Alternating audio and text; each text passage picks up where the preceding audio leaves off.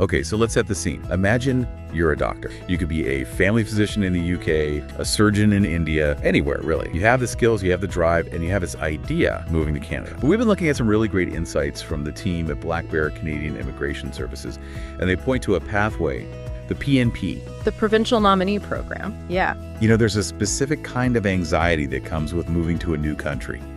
And I'm not talking about the emotional stuff like leaving friends, finding a good coffee shop, all that. I'm talking about the paperwork, the sheer terror of bureaucratic forms. The ones that ask you to list every single address you've lived at since you were, 18 years old? Those old. But now, imagine you aren't just trying to move yourself. Imagine you're trying to move your entire career. And not just any career. Right, we're talking about medicine, high stakes, high regulation, and I imagine very high stress. It creates a real bottleneck. We hear about this constantly in the news. The healthcare crisis, the shortage of doctors, the ER wait times.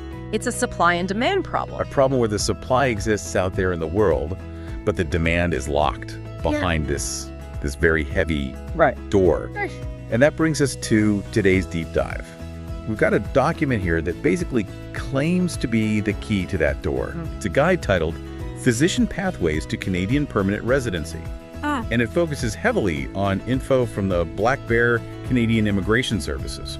And just to set the stage here, we are not talking about the standard get in line and wait 5 years kind of process. We're analyzing a specific mechanism that's really designed to let you bypass the line entirely. The Provincial Nominee Program. The PNP. The PNP. It sounds like just another acronym in a sea of government alphabet soup, but for a physician, this is arguably the most powerful tool they have. So our mission today is to decode this thing. We're going to look at how the machinery of Canadian immigration actually works for doctors, why the math of this program is frankly kind of insane, and the catch. There's always a catch. There's always a catch. And this one makes navigating it a bit of a strategic nightmare. It's less of a straight line, and I'd say more of a maze.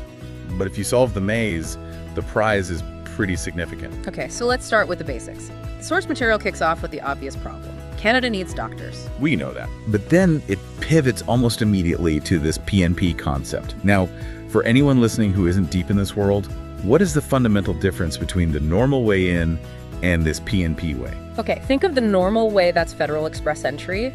Think of it as the front door of a very exclusive club. Right. The bouncer is the federal government in Ottawa. They've got a clicker, and they're letting people in based on general, let's call it coolness points, age, education, language skills. General coolness, I like that, okay. But the PNP, that's the side door, and the bouncer at that side door isn't the federal government. Who is it? It's the provinces. It's Saskatchewan, it's Nova Scotia, it's British Columbia.